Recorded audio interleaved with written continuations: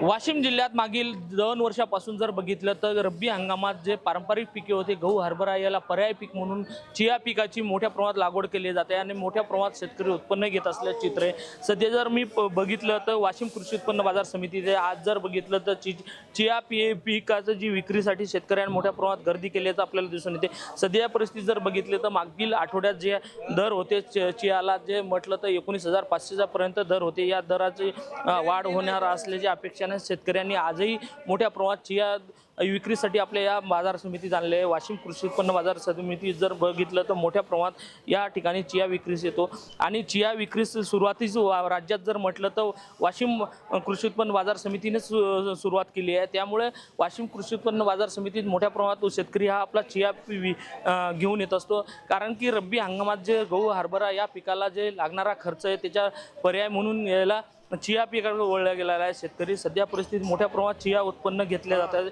त्यामुळे चियातून मोठ्या प्रमाणात उत्पन्न होऊन शेतकऱ्यांना मोठं समाधानाचं वातावरण निर्माण होते। सध्याची परिस्थिती जर म्हटलं तर कृषी उत्पन्न बाजार समितीतही 19,000च्या वरी दर मिळत असल्यानं शेतकऱ्यांना एकरी 80,000 रुपयांपर्यंत उत्पन्न मिळत असल्यानं शेतकऱ्यामध्ये समाधानाचं वातावरण आहे। कॅमेरामन सचिन राणेसह विठ्ठल देशमुख, T9 मराठी, वाशिम।